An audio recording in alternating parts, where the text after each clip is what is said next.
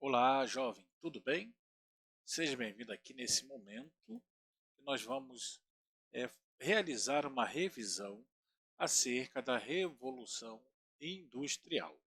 Quando nós olhamos esse período, né, que foi a Revolução Industrial, é um conceito de mudanças tecnológicas que impactou a economia, as políticas e as relações de sociedade em todo o mundo.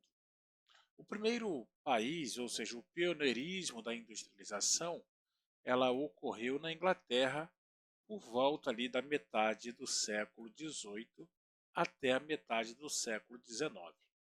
Então, esse momento vai ser de grandes transformações na economia inglesa, que ela vai sair de um estágio, ela vai sair de um estágio agrário para a mecanização e também a transformação, ou seja, a transformação das relações do homem do campo indo em direção para a cidade. E depois nós temos aí o segundo período também, que foi de transformação da industrialização, ou seja, a primeira revolução industrial e a segunda fase da revolução industrial que vai ocorrer por volta de 1850 com a mudança da matriz energética, que foi o petróleo, o aço e a eletricidade. Mas o que transformou? O que transformou?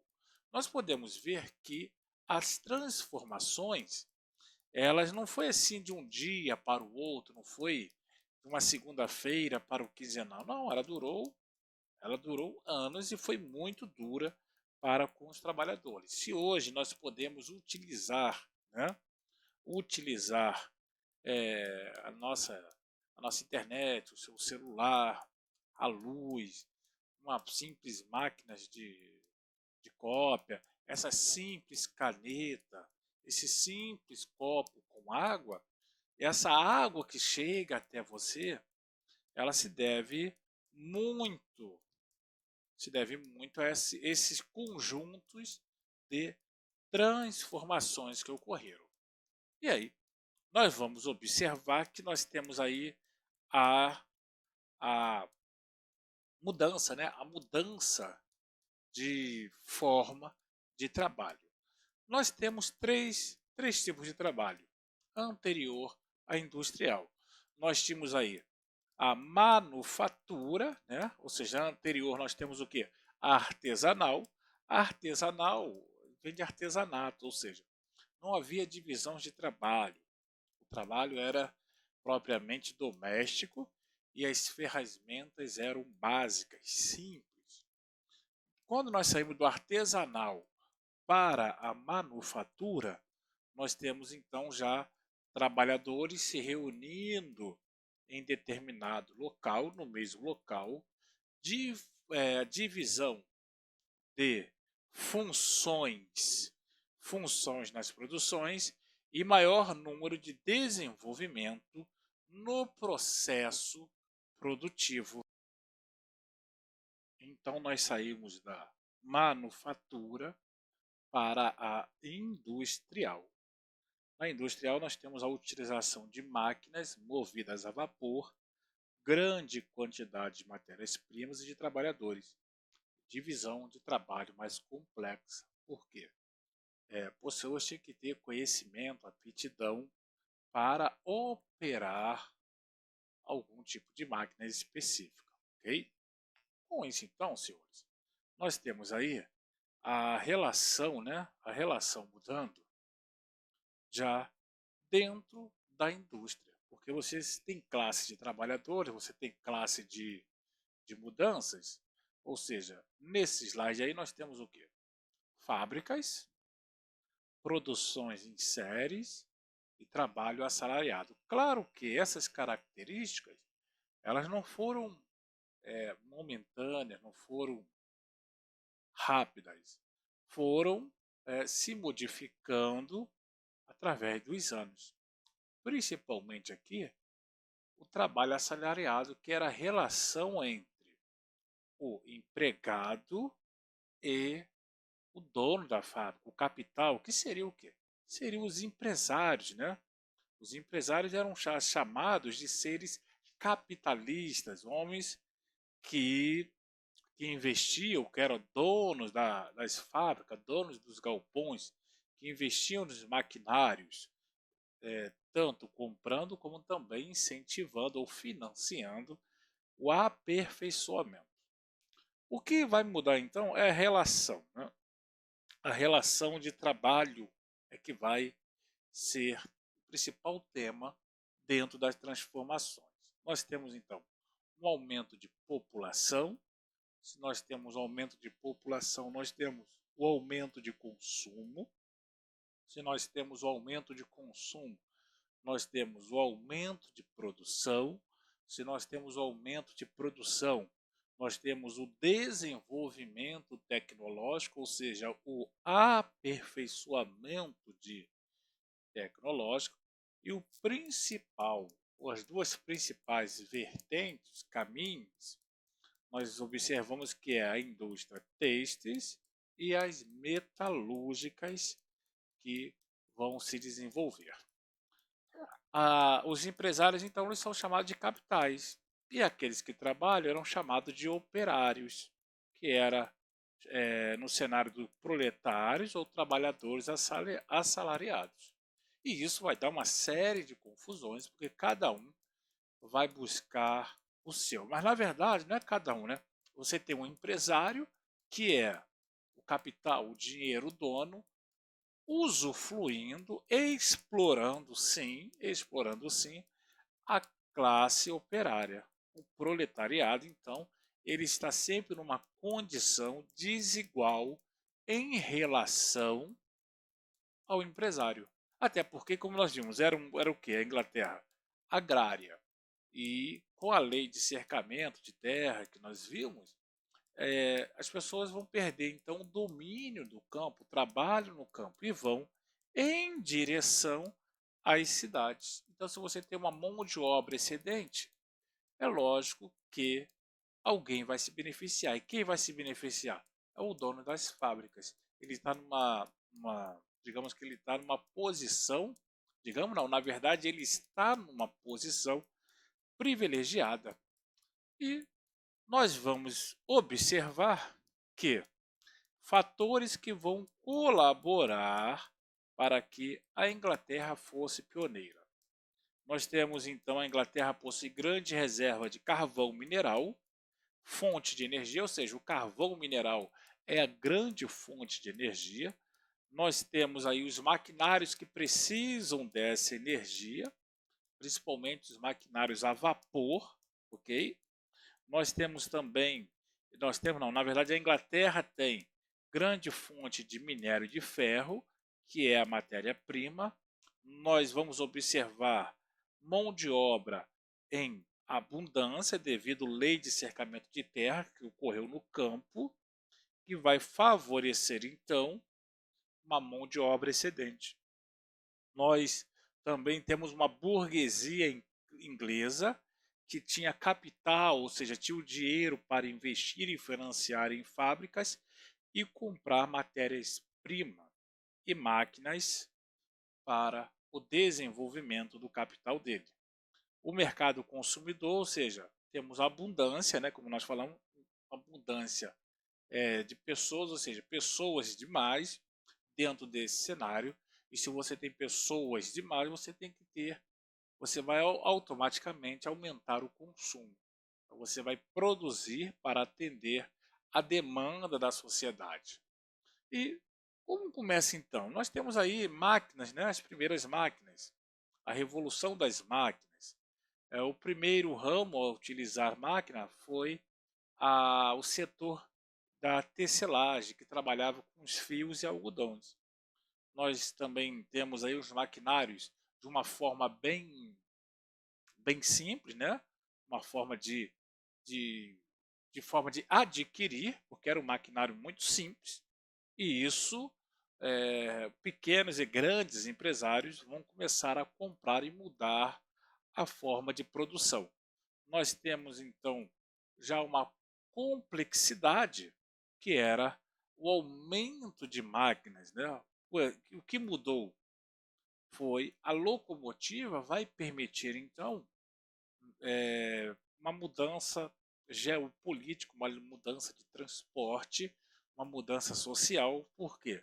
Porque se você tem estradas que demoravam dias, né, para atravessar em seus cavalos e charretes a pé, agora nós temos aí o avanço tecnológico promovendo a criação e o aperfeiçoamento das locomotivas como meio de transporte de pessoas e meio de transporte de produtos. Então, os produtos atravessavam a Inglaterra rapidamente, ou seja, com chuva, com sol, neve ou sem neve, claro, não tendo obstáculo, as locomotivas trabalhavam de dias e noites para transportar.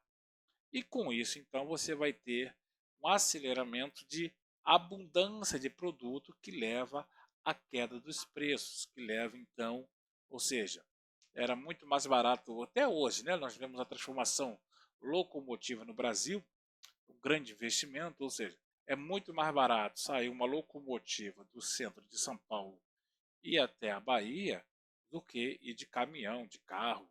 Imagina aquele tempo que era a através das charretes, das carroças que eram transportados os produtos, e depois nós vimos nas grandes navegações os navios aí, as caravelas, né, fazendo essa interligação. Então, agora não precisa mais de caravela, está correndo através de locomotiva, principalmente dentro da Inglaterra e depois a Europa, a Rússia, então tem uma das maiores matrizes de ferrovias.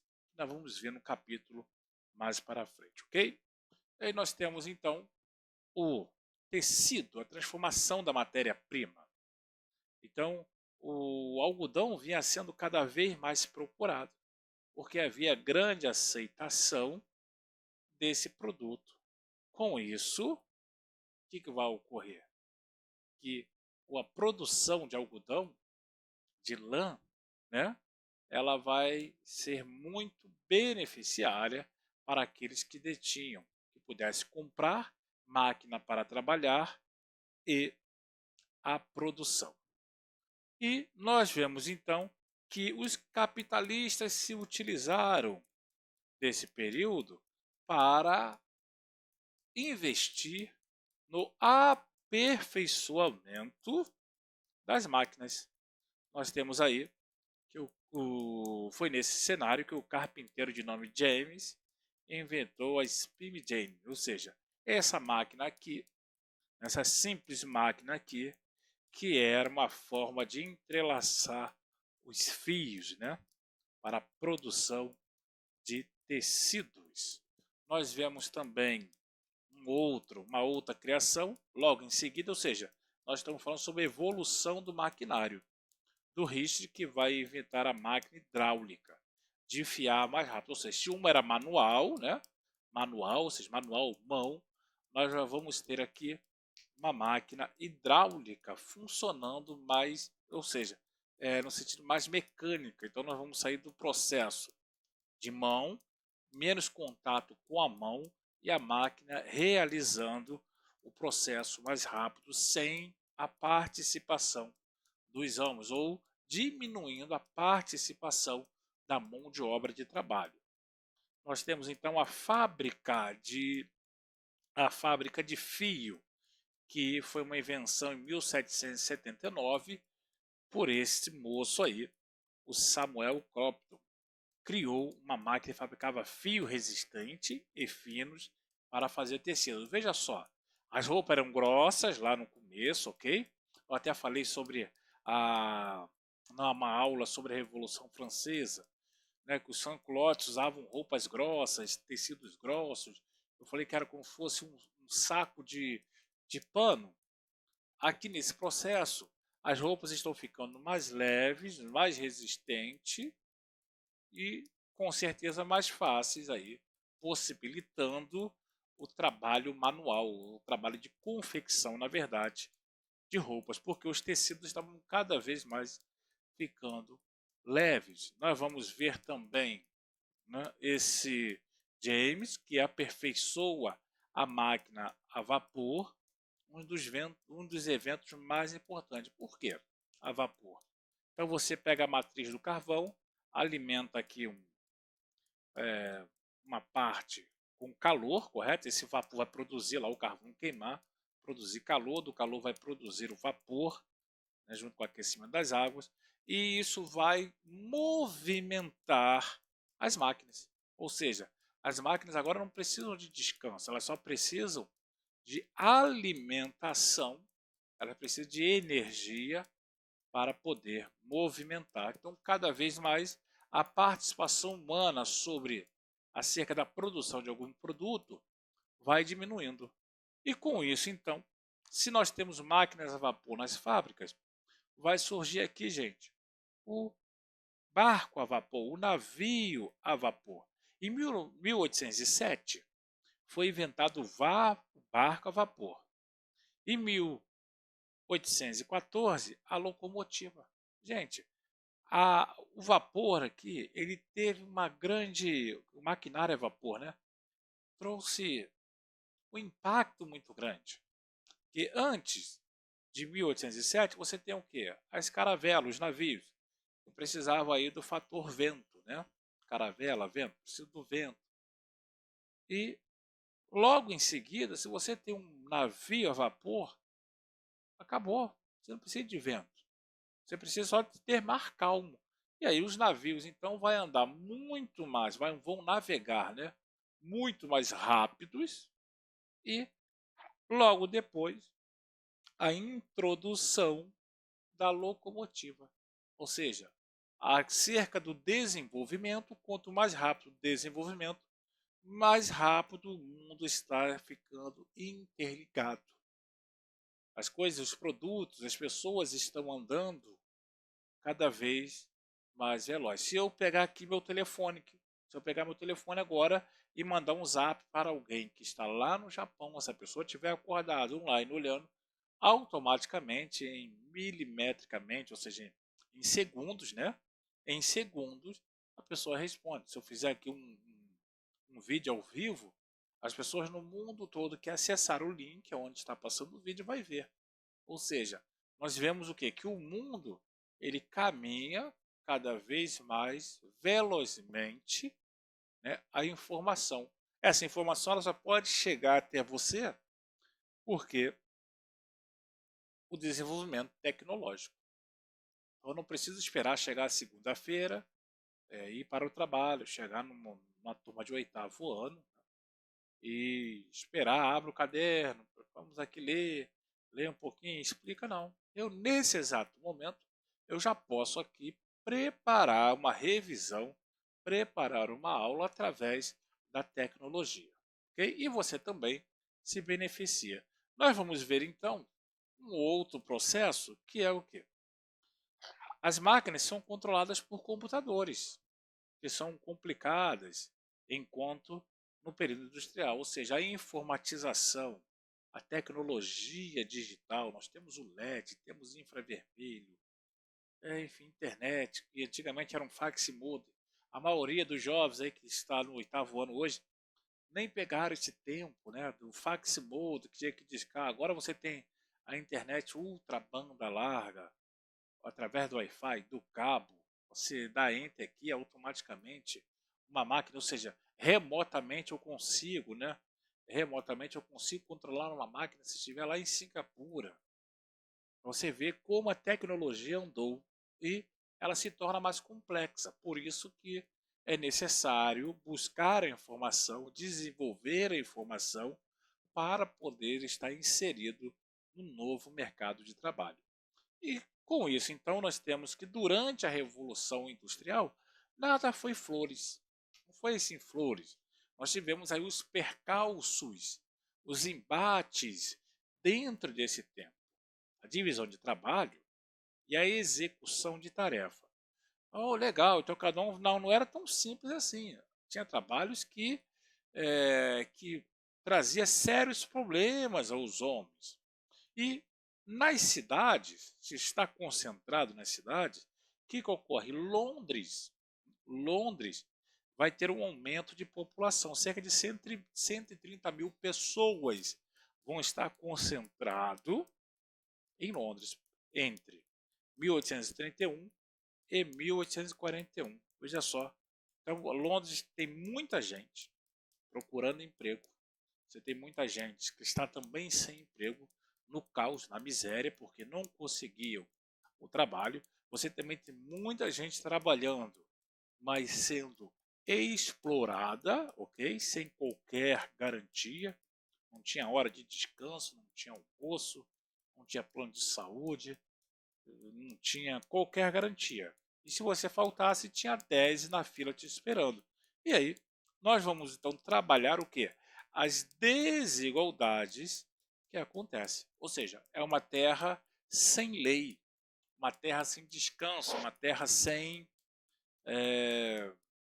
qualquer participação institucional, uma regra. Por quê? As pessoas trabalhavam em torno de 14 a 18 horas diárias, com 2 pausas reguladas e controladas. Os horários eram impostos por meio de multas e ameaças. Mas se você atrasasse na produção, você não receberia o seu salário completo. Se você faltasse, não tinha garantia. Se você faltasse fosse enterrar a mãe, enfim, né, algo que é natural da natureza humana, você não poderia ter a justificativa. Se seu filho caísse no meio do caminho, você transportando, você também era penalizado, ou seja, você não tem qualquer direito. Você vale até menos do que um escravo aqui. Embora o trabalho escravo, que nós vamos observar um pouco à frente, ela também é preconizada aqui. Você tinha um trabalho escravo aqui. Um trabalho onde só você tinha que obedecer. E o empresário, o dono lá, não tinha qualquer compromisso com você. Você é uma força uma força mecânica. Você tem a máquina, você é uma força mecânica humana. É o humano que é explorado aqui sem dó e sem piedade. As crianças eram surradas por qualquer brincadeira ou atraso, então você tem uma exploração muito grande, né? A partir dos 6 anos, uma exploração muito grande de crianças, e a criança não podia ser criança no sentido da piada, da inocência. Eles eram cobrados como homens em meio às máquinas. As mulheres e crianças recebiam a metade do salário de um homem. Ou seja, você tem um cenário completo aí. Você tem um cenário completo aí para a revolução. Você tem um cenário completo aí para poder desencadear os processos de brigas dentro das cidades, como nós temos hoje, né? Então você tem direito à greve, você tem direito à manifestação, você tem direito aí as lutas sociais, as classes sociais tomando força em meio a essa revolução industrial. O que não tinha então no trabalho? Você não tinha lei. Não havia na Inglaterra lei trabalhista. Não havia direitos sociais, descanso remunerado, férias, aposentadoria, licença maternidade, paternidade, licença e tratamento para a saúde. Não havia seguro-desemprego. Então, se você chegasse lá, a foi mandado embora, você não tinha qualquer tipo de seguro. Não havia 13º salário.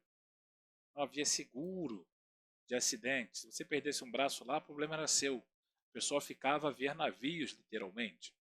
Não havia trabalho de hora extra. Então, se tivesse que dobrar, você era obrigado a dobrar. Não havia FGTS, Fundo de Garantia por Tempo de Serviço, entre outras coisas mais que nós presenciamos, embora cada vez mais aí o ser humano, né, o trabalhador está perdendo seus direitos. É uma realidade que nós não podemos deixar de mencionar.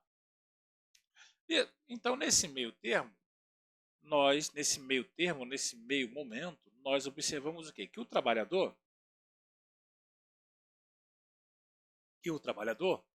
não tem direito. O trabalhador ele é um escravo moderno.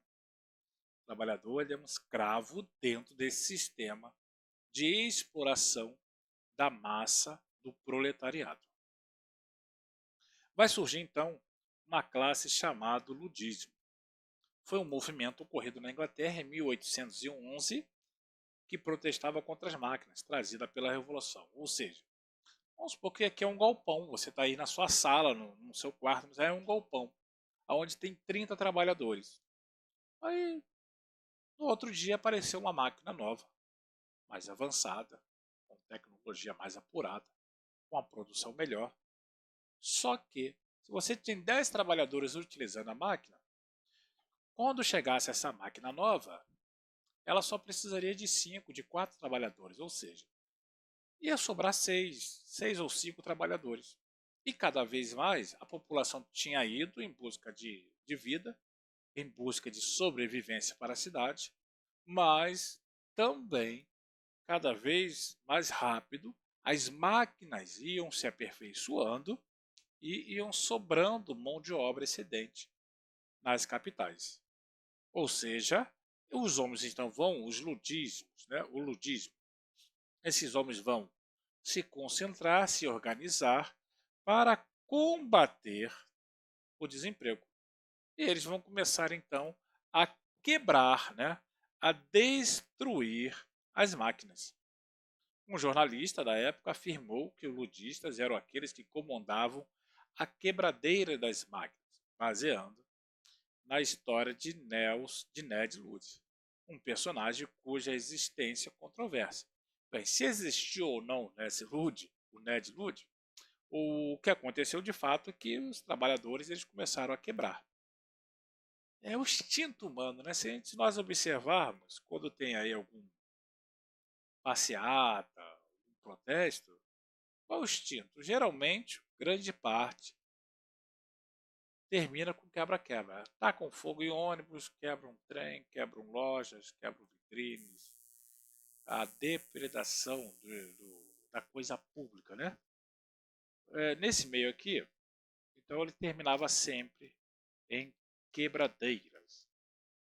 Nós vamos ter também o outro movimento, saindo do movimento ludismo. Então, toda vez que você vê ou escutar sobre o movimento ludista ou ludismo, você vai associar a quebradeiras de máquinas, você vai associar a violência, ao extremismo, ok? Nós vamos observar logo depois um movimento chamado de cartista, ou seja, era um movimento operário que foi cartíssimo, organizado pela Associação dos Operários, que exigia melhores condições de trabalho e ao fim do voto censitário. O voto censitário era que somente um grupo de pessoas que preenchessem característica poderiam votar, poderiam opinar, poderiam participar sobre alguma decisão. Destaque-se ainda que a associação foi denominada de trade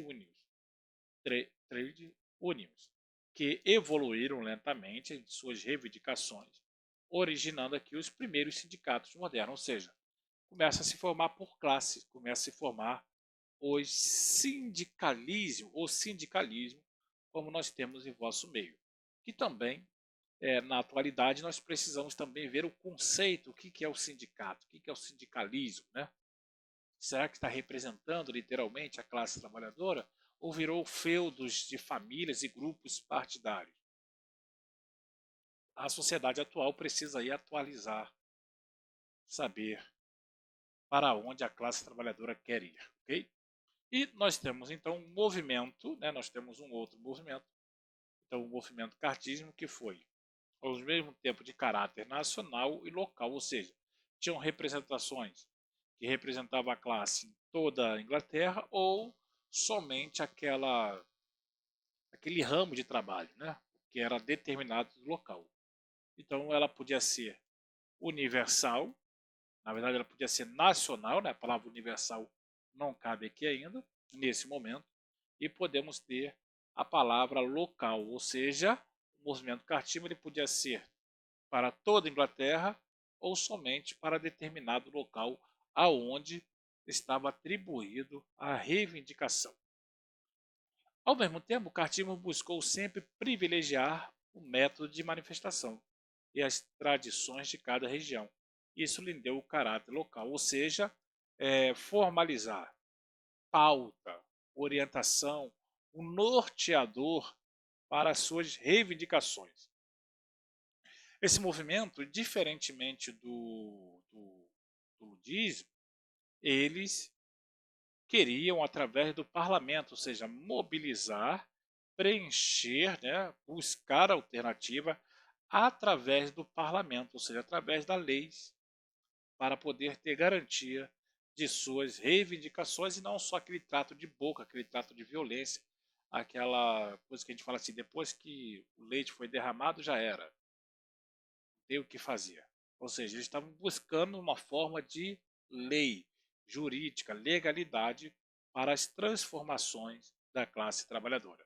Nós temos também o governo inglês, né? O governo inglês, então, ele vai observar esses dois movimentos, o movimento do ludismo e do cartismo. Ele está observando e vai ordenar a força, ou seja, a força contra as classes que estavam buscando melhorias e garantias. A classe que queria buscar melhoria, por exemplo, lá para aquele que trabalhava no tingimento e houvesse muita contaminação com mercúrio, com chumbo, aquele que trabalhava na extração de carvão, que era uma coisa horrorosa, a extração, as minas de carvão muito sujas, as pessoas morriam muito cedo, não aguentavam trabalhar 10, 15 horas embaixo da terra. As pessoas que trabalhavam nas fábricas, que eram locais imundos, né? Seriam locais que não poderia haver trabalhadores devido à contaminação, à sujeira. Essas classes, quando vão para as cidades, nós estamos falando de Londres, e estão se organizando e protestando, a polícia, então, ela mandava, a polícia não, o governo, os governos ingleses ali, os prefeitos, os governadores, eles mandavam literalmente usar a força contra as classes trabalhadoras que queriam as suas melhorias. Nós vamos ver também o movimento operário começa a tomar corpo. Eles começam a se unir contra as péssimas condições que eram submetidas às fábricas. O objetivo de ampliar a participação política. Em 1838, redige a Carta do Povo, ou seja, você vê aí a Carta do Povo, a solicitação. O que eles estavam exigindo? Exigiu o voto secreto e universal e a participação de representantes da classe trabalhadora no parlamento. Ou seja, se você tinha o voto censitário, né, o voto lá que restringia a participação popular, a Carta do Povo está pedindo, precisamos de voto, eu preciso ter garantia do meu voto. Para ter garantia do meu voto, o voto tem que ser secreto. Para ter garantia de que é bom para mim, ou para a nossa classe, nós devemos ter representante no parlamento. E aí, a questões políticas vai se transformar muito rápido. E o primeiro documento a ajudar, então, ao povo é chamado Carta do Povo, que está aí no link aí nesse slide, ok? Nós temos aí o início do trabalhismo, ou seja, o início das leis no final do século XIX. O que os países vão implementar, principalmente industrializados, tendo em vista que eles foram obrigados, não porque eles foram bonzinhos, queriam ajudar. Redução da jornada de trabalho, de 10, 9 ou 8 horas. Regulamentação do trabalho das mulheres e do menor de idade aqui no caso. Proibição do trabalho de menores de 14 anos. Instituição do salário mínimo, instituição do descanso semanal, direito a férias, direito à aposentadoria, direito de greve e a legalização de sindicatos. Gente, hoje nós ainda não temos todas essas garantias implantadas universalmente. Nós podemos olhar aí vários países sendo explorados com trabalho escravos, principalmente países onde tem suas ditaduras, ok? Mas em pleno Brasil, em pleno São Paulo, Rio de Janeiro, Belo Horizonte, as grandes capitais, nós temos aqui, metade aqui é desrespeitado pelos empresários, pelo capital. Ou seja, a exploração ela não terminou, a exploração ela se aperfeiçoa. E a luta do trabalhador, o trabalhador também precisa ser inteligente, a classe trabalhadora, de aperfeiçoar, né, buscar alternativas para garantir os seus direitos, ok? Muita gente é mandada embora, não tem fundo de garantia, não tem registro, patrão rouba, enfim. É triste ver a nossa sociedade ainda sofrendo por coisas que já aconteciam lá no início da implementação das indústrias na Inglaterra. E aí, senhores, nós temos então as doutrinas sociais, que eram pensadores, né? Pensadores que estavam observando todo esse caos, tudo isso e começa a propor, né? Começa a propor uma forma de apaziguar o caos social. Então nós temos o trabalho e a pobreza. Nós temos o capitalismo sendo o percussor aí da exploração da mão de obra. As pessoas estão olhando, então, olha, precisamos implantar. E vai surgir os anarquistas, os socialistas, entre outros pensadores. Mas nós vamos começar aqui a trabalhar somente alguns. Nós temos aí o liberalismo econômico. Ele defendia o livre comércio entre países,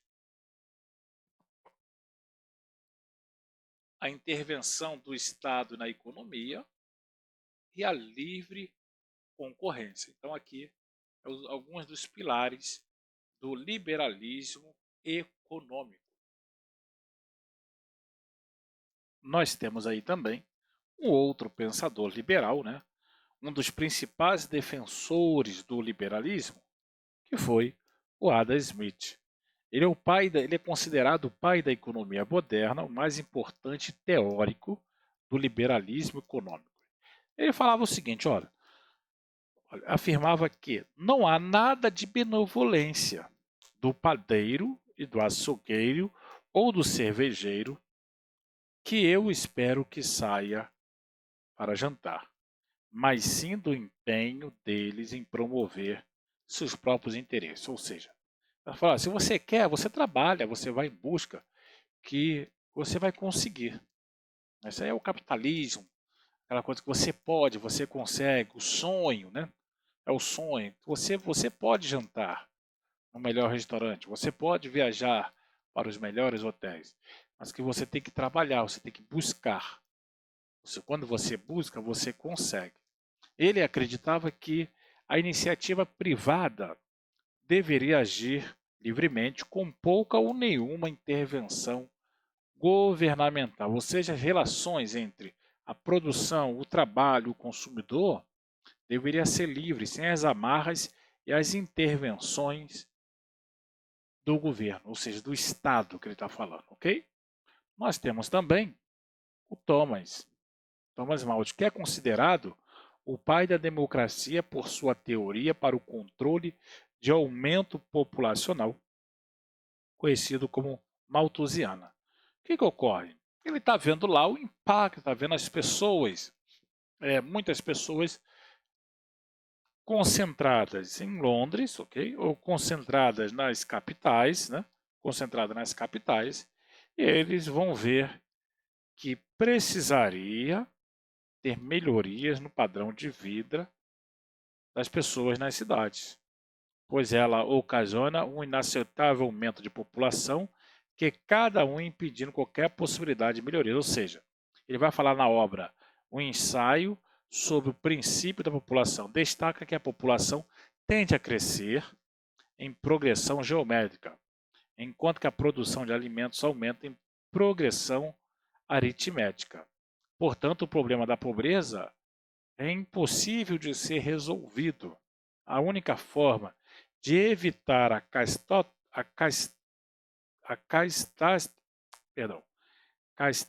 catástrofe. Ai, perdi. Ai.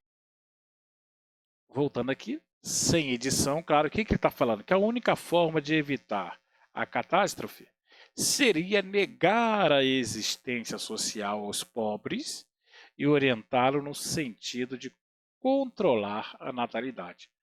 Veja só que o caos presente, né, o caos momentâneo que nós temos, já é antigo. E soluções são tentadas, mas não trazem a solução. Ou seja, traz a paz, traz a solução para o caos qual nós presenciamos no nosso dia a dia. Nós temos também o David Ricardo. Ele afirma que os salários têm de ser equiparados ao mínimo necessário à sobrevivência do operário e expressa essa visão claramente na obra Princípios da Economia Política e Tributação.